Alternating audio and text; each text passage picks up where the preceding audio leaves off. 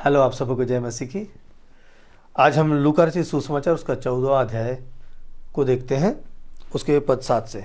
यहाँ पे लिखा हुआ है, जब प्रभु यीशु मसीह ने देखा कि लोग जब बुलाए गए हैं तो लोग सब सामने सामने अच्छे अच्छे जगह में बैठ रहे हैं, तब प्रभु यीशु मसीह ने एक दृष्टांत में कहा। वो दृष्टांत इस प्रकार से था कि जब कोई तुम्हें न्योता देने वाले जब तुम्हें बुलाए तो अच्छे अच्छे स्थान देखकर सामने सामने मत बैठ जाना, क्योंकि ऐसा न हो कि जो तुमको बुलाने वाला बुलाया है वो तुमसे भी ऊंचे पदवी के लोगों को बुलाया होगा, और जब वो ऊंचे पदवी का व्यक्ति वहां आएगा तो तुमको उठकर पीछे जाना पड़ेगा। इससे भला ये है कि तुम पहले जाकर पीछे बैठो, और जब वो तुमको बुलाने वाला जब तुमको देखेगा कि तुमने पीछे बैठा है तो वो क्या करेगा, तुमको आगे बुला लेगा और तुमको इज्जत और सम्मान देगा। लोगों के सामने तुम्हारा सम्मान होगा। और ऐसा हम भी करते हैं। हम जाते हैं तो हमेशा ऊंचे स्थान पर फ्रंट में बैठने का प्रयास करते हैं, लेकिन यहाँ यीशु मसीह ने शिक्षा दी, फ्रंट में नहीं, बैक में, पीछे जाके बैठो। समय आने पर तुम्हें ऊंचा और आगे बुला लिया जाएगा। पर जब तू बुलाया जाए तो सबसे नीची जगह जाकर बैठ। जब वो जिसने तुझे न्योता दिया है आए तो तुझसे कहे, हे मित्र, आगे बढ़कर बैठ।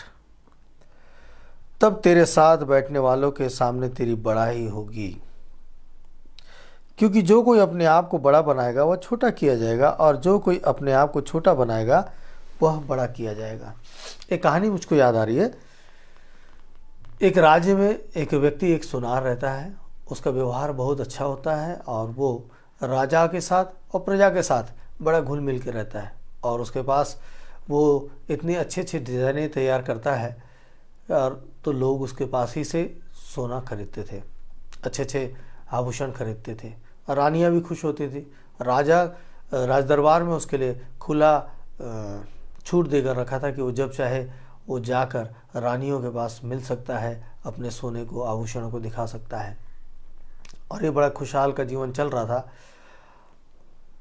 और इस बीच में होता क्या है, एक न्योता का स्थान जहाँ राजा सबको भोज देने के लिए सबको बुलाता है कि सबको बुलाओ, आज एक भोज दिया जाएगा। किसी बात को लेकर राजा प्रसन्न था। और वहाँ क्या होता है कि ये एक राज दरबार का झाड़ू लगाने वाला, जो राजा के शयन कक्ष को भी झाड़ू लगाता था, सफाई करता था, क्योंकि वो राजा के शयन कक्ष की सफाई करता था तो उसे इज्जत भी अच्छी मिलती थी। उस कारण क्या हुआ कि उस भोज के पहले जब बैठने का स्थान आया तो वो व्यक्ति भी सामने के पंक्तियों में जाकर बैठ गया, और ये बात उस सुनार को बहुत बुरा लगी, और उसने क्या किया, सबके बीच में उसको लज्जित कर दिया, उठा दिया और भेज दिया, पीछे जाकर बैठो। उसको ये बात बहुत खराब लगी कि ये जो है मेरे साथ ऐसा बर्ताव किया, सबके बीच में मेरे को क्या कर दिया, वो बेइज्जत कर दिया। तो उसने बदला लेना सोचा कि मैं देखता हूँ कि अब तूने मेरे को यहाँ बेइज्जत किया है, मैं देखता हूँ कि तू आगे कैसे करता है।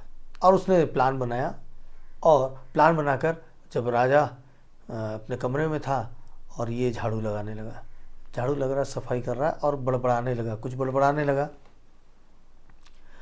बोलता है कि रानी को सुनार के साथ ऐसा नहीं करना चाहिए था, उसके साथ ऐसा संबंध नहीं बनाना चाहिए था। राजा इस बात को सुन लेता है। उस झाड़ू लगाने वाले से बोलता है कि तुम क्या बड़बड़ा रहे हो? वो बोलता है, नहीं महाराज, मैं रात भर जगा हूँ, और मुझको ये रात भर जग कर जो गलत काम है, जुआ वगैरह ये सब खेलने का आदत है मेरे को, तो मैं जुआ खेल रहा था रात भर, और जिसके कारण क्या है कि मैं अभी काम करते हुए मुझको पता नहीं कि कब मुझको नींद आ जाती है और मैं बड़बड़ाने लगता हूँ, और वो चला जाता है। राजा को लगता है ये तो बहुत गलत बात है, सोनार को छूट दिया गया, तो ये तो रानी के साथ गलत व्यवहार बना रहा है। तो उसने एक आदेश जारी किया कि इसको प्रवेश न दिया जाए। राज दरबार में सोनार को। अब सोनार जब जाता है तो परेशान हो जाता है कि उसको मना कर दिया गया है, मना कर दिया गया है। अब ये परेशान कि आखिर मैंने किया क्या है जो राज दरबार में मुझे आने के लिए मना कर दिया गया है, क्या किया है मैंने। ऐसा करके वो खोजबीन करने लगता है, खोजबीन करने लगता है। तो एक बार राज दरबार के गेट में जाकर वो राजा से मिलना चाहता है कि मैं अपनी गलतियां पूछूंगा। तो दरबान उसको रोक लेता है, दरबान उसको रोक लेता है। और तब ये झाड़ू लगाने वाला वहाँ से गुजरता है। तो जब गुजरता है और देखता है कि दरबान जो है उसको अंदर घुसने नहीं दे रहे, उसको बेइज्जत कर रहा है, तो ये उसको बोलता है, इसको बोलता है कि बेइज्जती करने का नतीजा यही होता है, और चला जाता है। अब इस बात को सोनार समझता है, ध्यान लगाता है कि अच्छा मैंने इस व्यक्ति का बेइज्जती किया था, जरूर इसने कुछ किया होगा।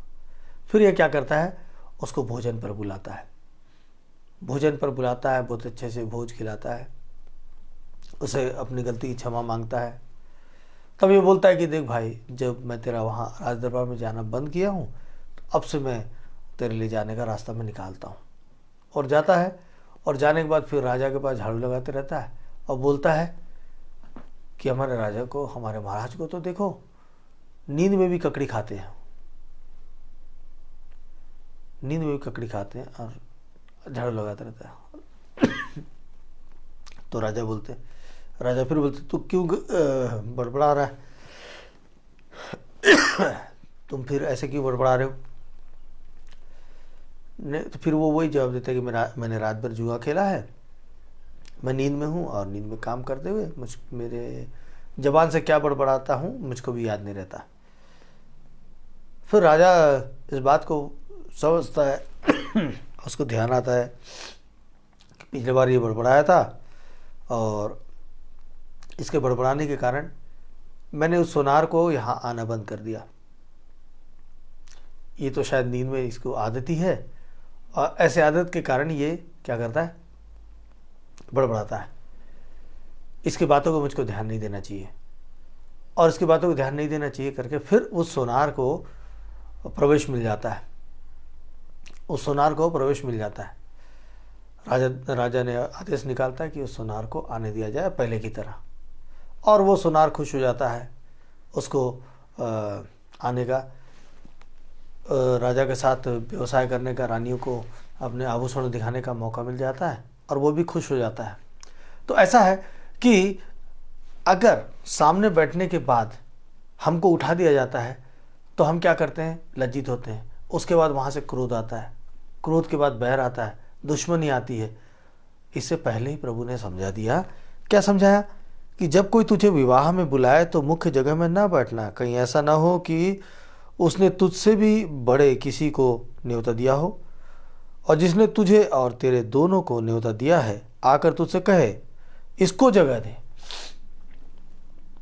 और तब तुझे लज्जित होकर सबसे नीचे जगह में बैठना पड़ेगा।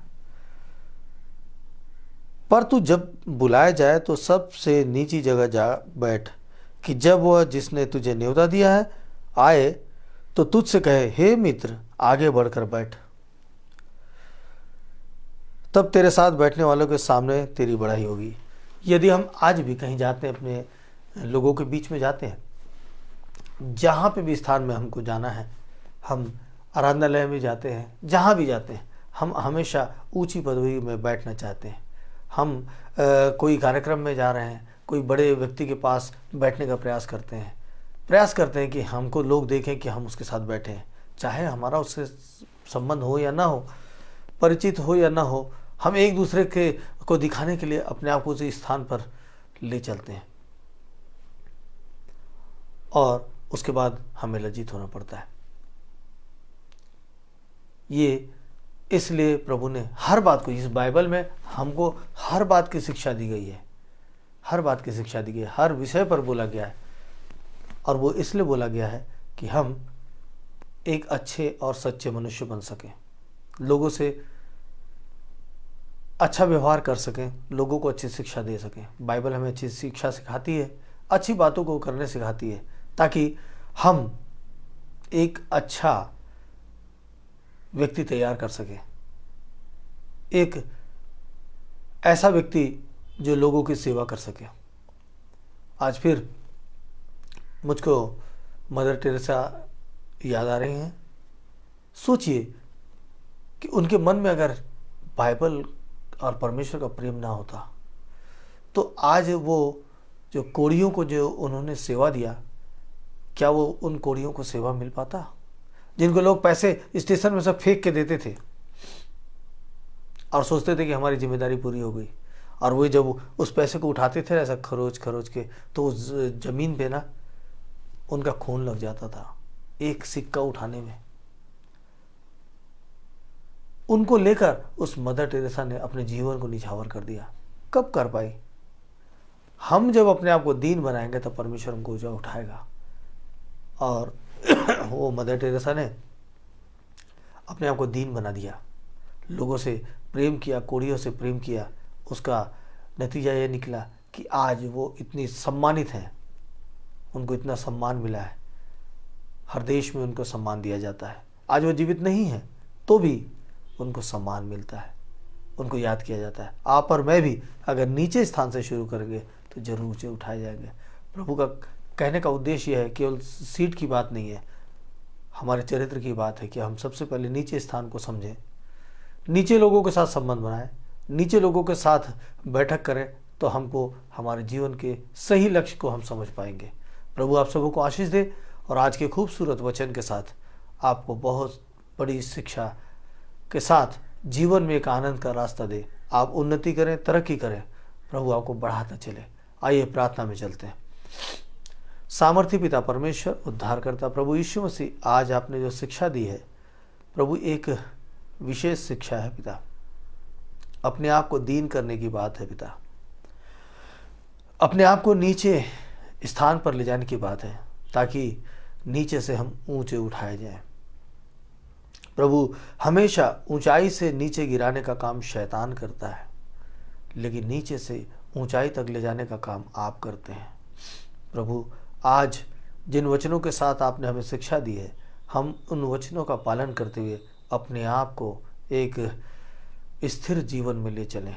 पवित्र सामर्थ्य पिता परमेश्वर, उद्धार करता प्रभु जी, हम पर दया करने वाले पिता परमेश्वर, प्रभु सारे लोगों के बीच में पिता परमेश्वर आपको आदर मिले।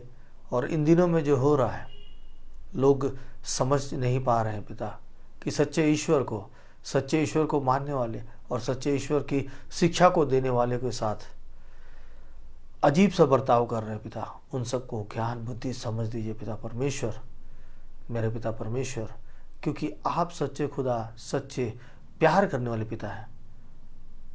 आप हमसे प्रेम करते हैं। आज के वचन को सुनने वाले को आशीष दीजिएगा पिता, बरकत दीजिएगा, उनकी चिंताओं को, उनकी बीमारियों को दूर कीजिएगा। धन्यवाद, आपने प्रार्थनाओं को सुना है, आपके पवित्र मीठे नाम से मांगते हैं, आमीन। तो परमेश्वर हमारे साथ है, हमारी सारी बातों पर वो नज़र रखते हैं और हमें शिक्षा देते हैं कि हम एक अच्छे व्यक्ति बने और अपने राज्य को, अपने लोगों को एक अच्छा व्यक्ति बना कर दें। आइए हम इस शिक्षा को आगे बढ़ाएं और एक अच्छे जीवन को लोगों के सामने दिखाएं। हम पहले अपने जीवन को सही कर लें, अपने चरित्र को, अपने व्यवहार को, अपने विचार को सही कर लें, तो परमेश्वर की उस आशीष को हम आगे तक लोगों तक पहुंचा सकेंगे। प्रभु आप सबों को आशीष दे। आप सबों को जय मसीह की।